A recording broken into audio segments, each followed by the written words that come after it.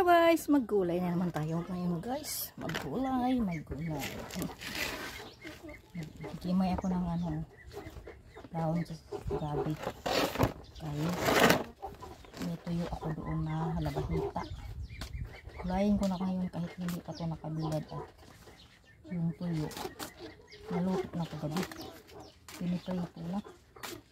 Kaya tapos maalat, hindi namin nakain.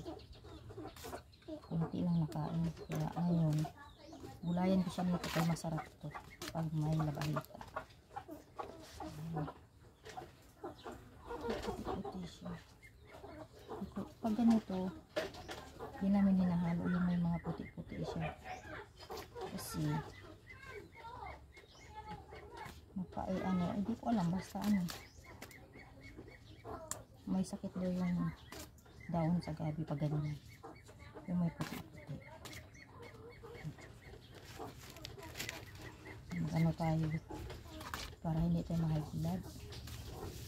Gulay-gulay ba? Makita na kung hindi.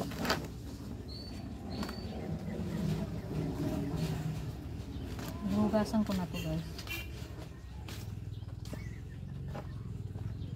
Tapos itong madagta lang talaga siya. Maragta kasi madami na akong nabalatan. Ganito yun lang. Mataba ako dahil sa gulay.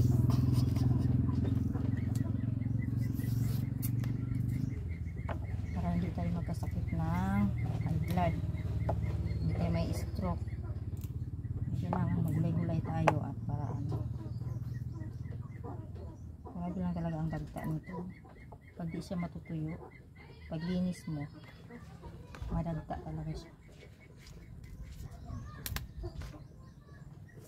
Kailangan ko nang gulayin kasi yung tuyo doon. Sira na kasi yung sayang.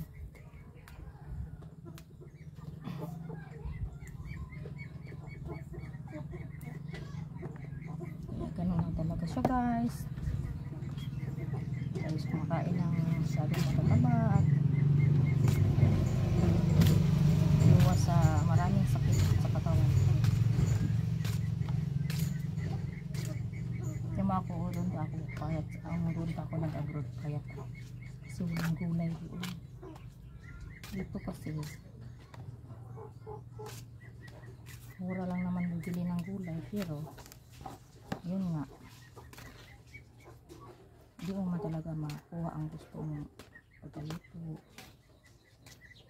Basta bibili ka na kung anong meron, wala kang mga choice kaya yun, marami na siya dahil natin nahimay-himay na tapos lang kayang nito ang gataan ko dito. Sarap siguro pag dalawang ang dami kasi hindi naman pagkadami ng dalawa. Hindi siguro actually half di na yun pag dalawa na siya guys. Ngayon dami na diba. Pero pag naluto to, kunti lang kasi to yung basa pa, hindi pa nabilad. Pero masarap sana ibilad. Kaso lang maulan na ngayon. Matuyo ng gusto at saka kailangan ko nang lutuin at yung tuyo kagabi pa naluto. Kagabi pa inaluto kaya kailangan lutuin na ngayon. Pa ako ng niyog, magbulat pa ako ng niyog, magkayod pa ako ng niyog. Para ihalo ko nito.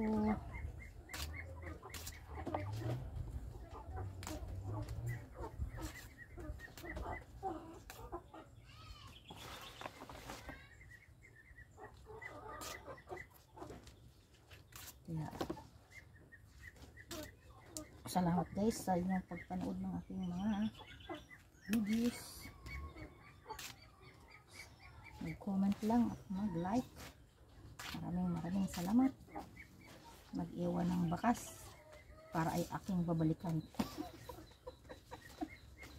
At babalikan at para parehas tayong lumilipad. Yan talaga yun guys. Kasi pag kayo, pag nag-iwan kayo ng bakas, babalikan ko kayo. Kung tumaas na nga ang iyong, kung maraming bakas, mataas din ang lipad. Kasi lilipad tayo sabay-sabay. At alam niyo na, maraming salamat. Bye.